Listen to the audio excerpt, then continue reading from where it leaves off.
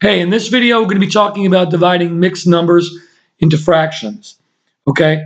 And the minute I say that, you're going to say to yourself, wait a minute now, you have one part of it that's a mixed number, and the other part of it is a fraction. How is that going to work? Because if you look at it the way I wrote it, the first impression you get is that this does present a problem, right? Here's a mixed number, here's a fraction. How can we divide this if they're not the same type of fraction, right? Well, I'll show you right now. First of all, I've got a mixed number here on the left side.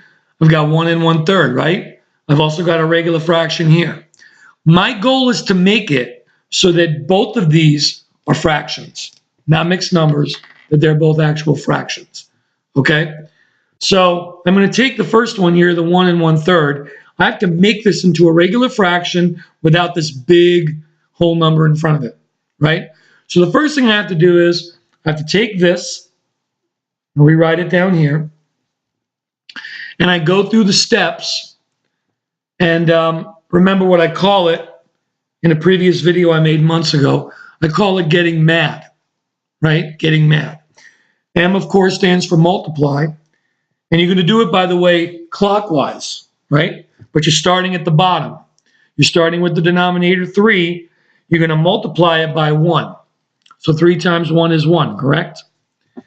Then you're going to do the A, which is addition. You're going to add the 1, or the 3 rather, to this one. So 3 plus 1 is what? 4. That is going to be your numerator, the 4. Then you've got the D, which stands for denominator, which never changes. The denominator never changes. So the 3, you can see it or not, I'm going to erase it. The 3 remains. So I've got 4/3 as the new fraction coming from 1 1/3. So now what I'm going to do is I'm going to rewrite this problem, changing this into a 4/3. Okay? Now, I'm going to drop down the division sign, and I'm going to drop down the next fraction. So now I've got 4/3 divided by 2/3, right? Now, this is what we're working with, so we could forget this now, okay? And I'm going to erase this for a reason. I'm going to write down 3 letters for you, okay? Here they are. I know when you look at this first glance, your first thought is, oh, wow, Kentucky Fried Chicken. Well, look carefully. That's KFC. This is KCF. And these 3 letters stand for something important that you're going to need to know in order to do this successfully. The first letter, K, stands for the word keep. Okay? Keep. The next letter, C, stands for change. Change. The F stands for flip. Keep, change, flip. Not Kentucky Chicken Fried. Keep, change, flip. Okay? These are your 3 steps that you're going to need to know and to do to get this right. So what does this mean? Okay, well, I'm starting with the K, which is the keep. Notice I put it right above the 4/3. I keep that. Once I've changed this into a regular fraction, even though it's improper, it's still a fraction. There's no whole number there. I keep that. Okay? That stays the same. This C stands for change. Notice I put it right above the division symbol, which means I change the division symbol to its opposite, which is what? Multiplication, right? So now I'm changing this into a multiplication sign. The final letter, the F, stands for what? Flip. And where is it over? It's over this 2/3 right here. Meaning, yep, you guessed it, I'm going to flip that 2/3 to its reciprocal, which means the denominator now becomes the numerator, and the numerator becomes the denominator. So instead of having 2/3, what do I have? I have 3 halves, not 3 2s or 3 seconds, 3 halves, what's called. So I've changed this problem to 4/3 times 3 halves. Okay? Now I'm ready to go. I'm ready to actually do this. Now I solve this, and that'll be my answer. But before I do that, I'm going to cross-check and make sure that I don't have to do anything to make it even more simple. Could you imagine if I can make this even more simple? Well, check it out.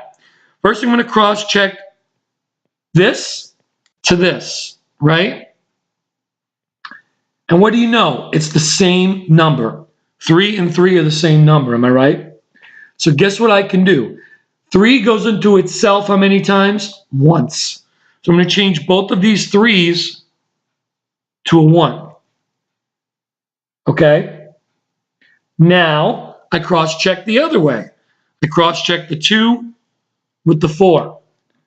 Do 2 and 4 have anything in common? You bet they do. They're both in the same times table. As a matter of fact, 2 is half of 4. So I could reduce those to make the 2 a 1 and to make the 4 a 2. Right? So if I were to rewrite this thing, I'm going to do down here, I'm going to say 2 over 1, because that's what it is, times 1 over 1. After all that work, look how simple it looks now. 2 over 1 times 1 over 1. Now we just multiply straight across. 2 times 1 is what? 2. 1 times 1 is what? 1. Don't forget, 1 over 1 is 1 anyway. So basically, I'm just multiplying 2 over 1 times 1, so I get itself, 2 over 1. And anytime you got 1 as the denominator, the top number is the answer. You don't even need to write the 1. So my answer is just a big old number 2. Right there, just a 2. Okay? Once again, you convert from a mixed number to a fraction, even if it's improper, which it will be. Then you do the keep, change, flip. You check to see if you need to reduce, and then you solve going straight across. Let's do one more.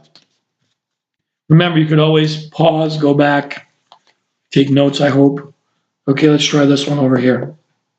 A little bit different. Here's my mixed number, here's my fraction. Okay, now I'm ready to do my thing. First of all, I got to change this into a what? Into a regular fraction by making it, of course, into an improper fraction, but it's still a fraction. I got to get rid of this big 3. So I get mad. Remember, I multiply first. 3 times 2 is 6. I add the 1. That's 7. And I keep the denominator 2. So that becomes 7 over 2. Okay? I drop down the division sign. I keep the 4/5. Okay?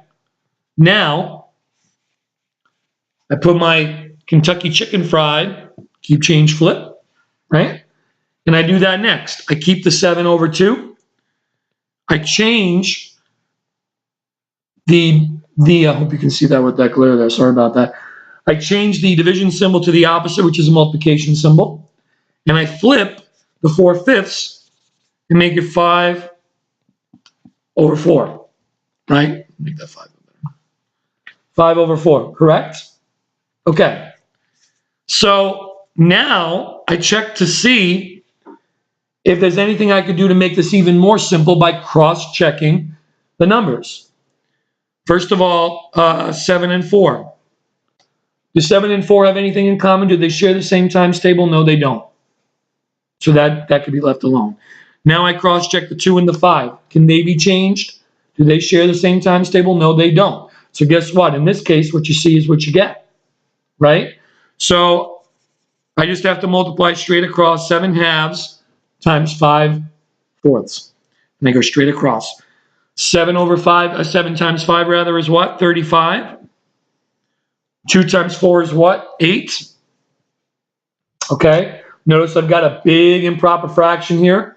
35 over 8. But guess what? Now I could change that into see, the other one was a whole 2, so there's really no more I could do with that. This one, let me get rid of this here. This one can be converted back into a mixed number because, let's face it, that looks a little awkward, doesn't it? A little too top-heavy, right? So let's do that. Now, this is good because this is kind of what I want to get into later with you. I divide up. I see how many times 8 goes into 35. If I'm fluent with my times tables, I know that 8 goes into 35 4 times, right? So the big number is going to be 4. Now, 4 times 8 is what? 32. Okay. I subtract 35 minus 32. What do I get? It's 3. And of course, the denominator 8 stays the same. So my final answer is 4 3/8.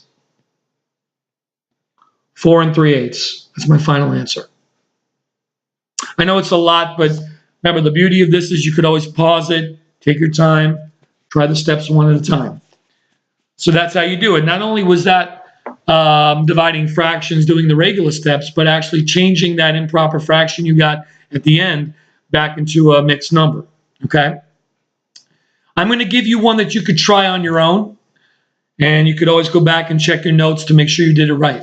Okay? And here it is right here.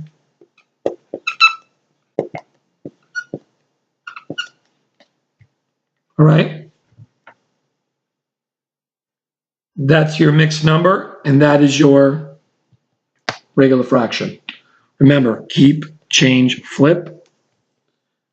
Remember, after you're done with that, cross-check, see if that helps. Simplifying it, if it works, it may not. And then you get the answer. Once you get the answer, if it's an improper fraction, you turn it back into a mixed number. Okay? So I hope that helps you. And like I said, it was a lot to absorb, so you might want to go back a few times. You'll get it, though, trial and error. And like I said, hope you found it helpful. Talk to you later.